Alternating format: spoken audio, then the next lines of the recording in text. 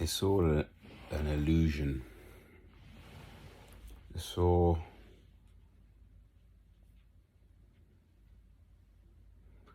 bark, no bite. It's all smoke and mirrors. I got back from a course that I went up. I had to go to for a job that I might be doing. So I had to do a course to take on some more qualification. So it was for a week, and I was up in this place, and there was three other engineers slash technicians and an educator. And then from Wednesday, they added one more engineer slash technician to join the group. Now I came up with a guy. As in we are based in the same area, so we came up together. We're staying in the same hotel. We've kind of done a lot together in the business in terms of inductions and meeting people and going to see people and finding out about the contracts, going out to the depots, warehouses, the stores, doing all of that together just because we started at the same time. We get to the place, and then from that place, we were just at the start of it, we were very much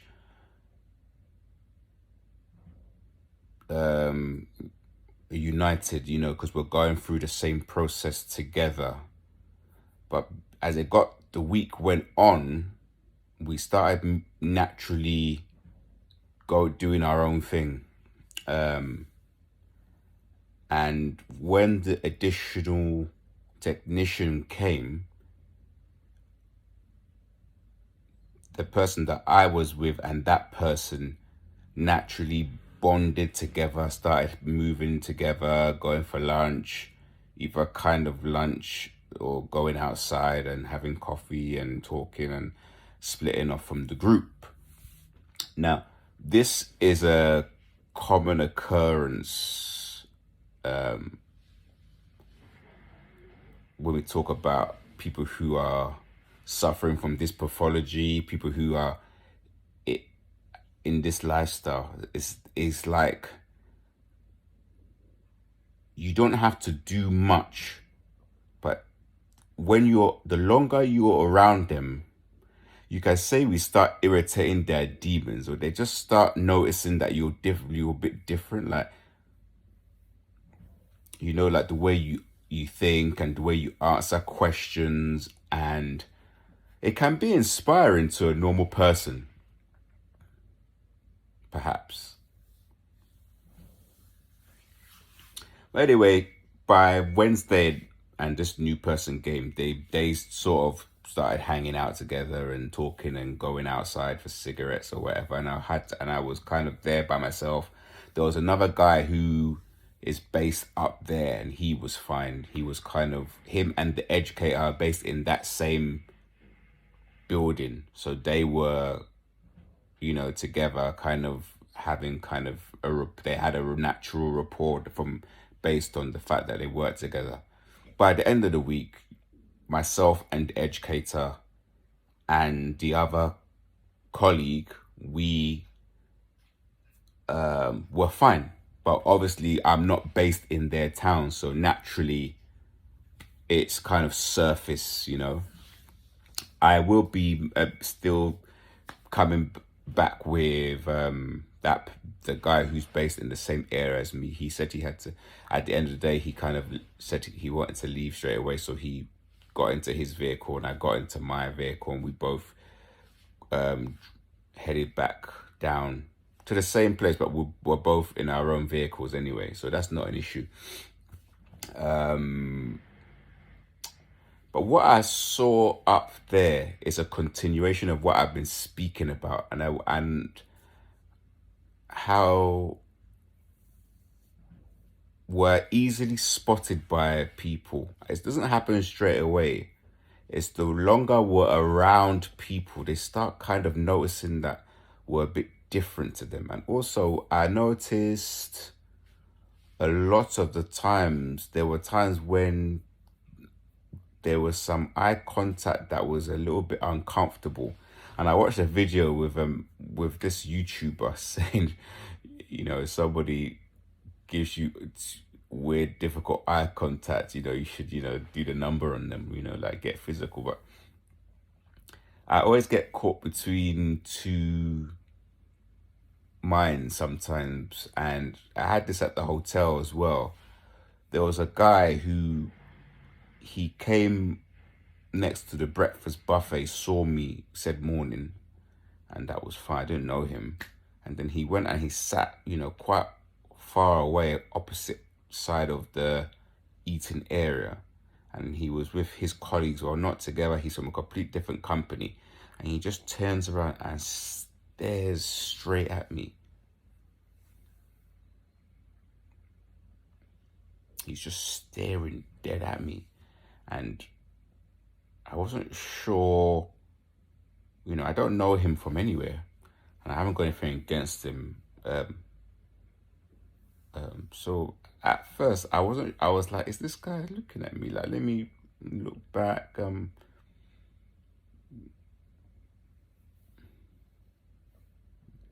be. I know I'm slightly tall and I don't know. Is it just I am a bit different? I was the only black person there, but that wasn't what I was thinking. And he was looking, black man or whatever, and he was looking. So I looked over and I actually engaged him, and we were engaging each other for maybe like 2 minutes, a minute or two. It was very, very uncomfortable. So I actually looked away, and then after I looked away, I looked back, and when I looked back, he looked like he was looking past me, and then he turned back around and relaxed himself. And then when he left the area of eating, I just kind of looked to see if he would look, and he kind of just gave me a quick look, looked away. So it was a very, very strange look. But this thing that is operating through people, it's not them, and a lot of times they don't know they're doing it. But also some people, they see us as quite a strong energy field, so they want to kind of match us or attack us or dominate us or whatever. But it's funny because sometimes it always depends on my mood, but I like kind of giving off this unassuming vibe. Like, I don't feel like you always have to match people with their own stink. Like, sometimes you can actually smile when somebody's giving you a very bad look, or just keep your face neutral is the best, so you're not affected. You don't take on their vibration. Like today in the gym, I had that as well. It's like that someone is just like giving you very bad looks and staring at you like insistently, or they're having their cap down and they're not looking at you, but they're looking at your body, or they're pretending to look past you, but they're staring at you because there's nobody past you. Or they come and they work out right next to you. Like, they're all of these things is trying to get a reaction out of us and to kind of make us sad or angry. So to keep our own energy, we have to focus on ourselves, and we have to try to focus on not taking on whatever it is their problem. But it's a kind of an ongoing thing with these people. It's like no matter where you go, they gang up on you. They spy, gang stalk, talk behind your back, find ways to sabotage you. Anything that you do wrong, they jump on it. If you make a mistake, they want to tell you off about it. If you walk past them, they're going to try to do something when you come. If it's a man just doing a delivery of food from the van and you walk and he's got an empty crate in his hand, he slams the crate in time with you. As soon as you walk past, the exact moment you walk past, the crate gets slammed down. If you're in the gym and you walk past someone and they pick up a weight, it's their last rep, they slam down the weight, they throw down dumbbells, bounce off the mat. They get like yo, like if it's a machine, it's like bing, like the machine flies. There was actually a lady that I walked past there. She didn't react. She was smooth, no reaction, which a normal or maybe someone similar to us. But that's not the norm. Usually it's like the weight is like they're lifting the weight up high. As soon as you come or they see you, bang, they throw the weight on the floor. They let the cable assisted machine fly up and you hear this weights just slam into each other. This is how these people are. The guy that I went up with, it's funny. It's like I don't want to really. I want to get into the habit of not really talking bad about people and judging people because one, it's too soon. But there was a level like of inexperience with him and the other guy, and a level of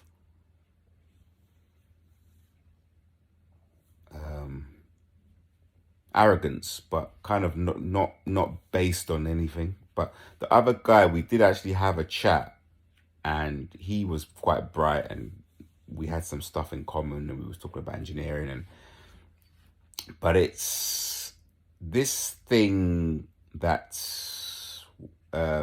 happens is because of who we are. It's because of what's inside us. They won't rest until maybe we die or we kill ourselves or I don't know, like we have to stay silent or we have to mute our colors. I've been told before, mute your colors or try not to shine, or no. We have to be bold. We have to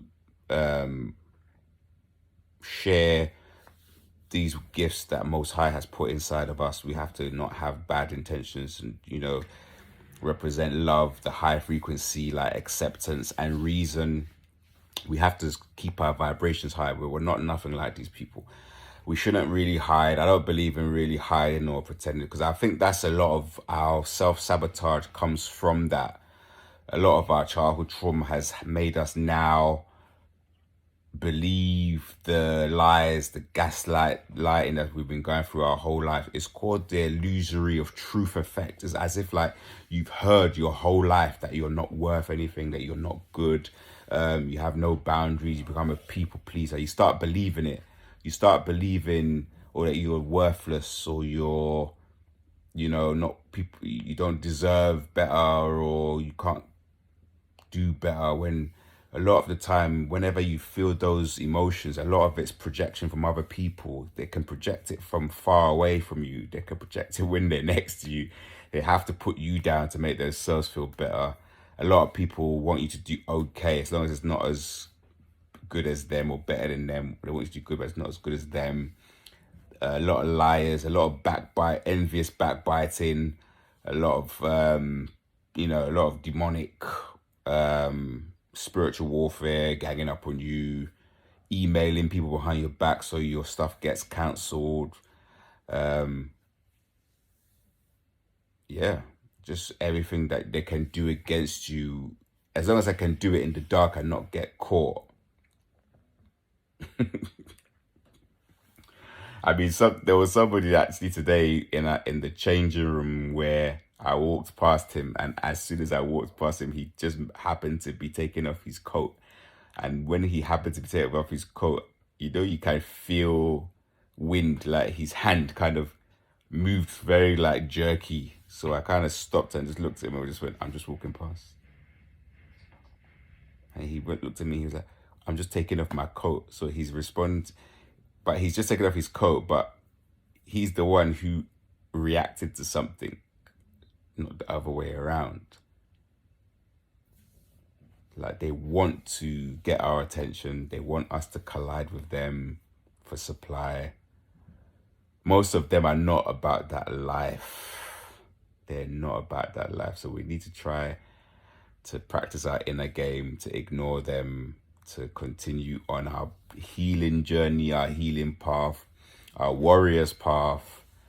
We keep bouncing back. We're very elastic. We're becoming very durable. We're not taking the Kool-Aid or falling for the hokey doke. We're kind of getting better at seeing through these people's manipulations and lies. And Oh, it's just like it's never ending. Like you have to just keep praying. Things will bounce off us. They're cursed. These people, there's got nothing good coming for them. We've got a lot of good coming for us. And yeah, we just have to keep going. It's another day, another story, another person is trying to devalue, trying to dominate, trying to gaslight, trying to like all of these. It's just like never ending with these people, like, and they're everywhere. It's hard to escape them. We have to live our lives. We have to make money and go to work.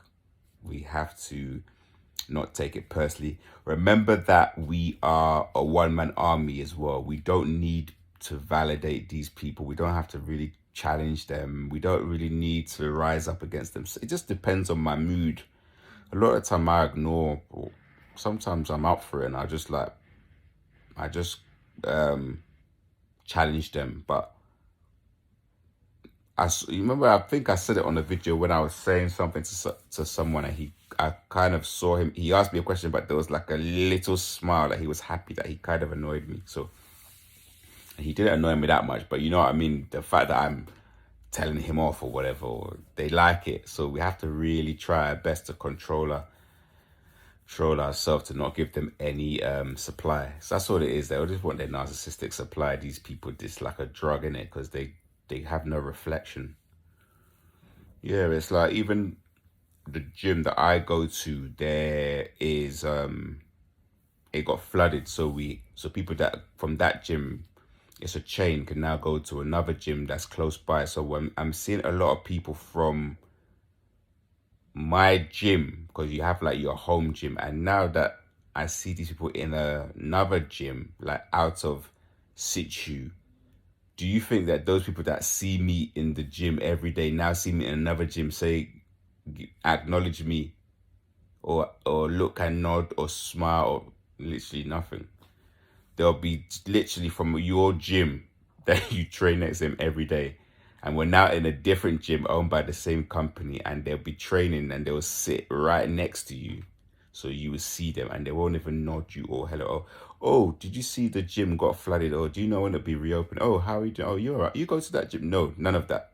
They literally ignore you, but they'll be in your vicinity, and there's a whole gym. But they want to be near you. They want your blessing, your anointing to shower them. They want your presence, your energy, your most highness, your godfidence. They want all of it. Your light.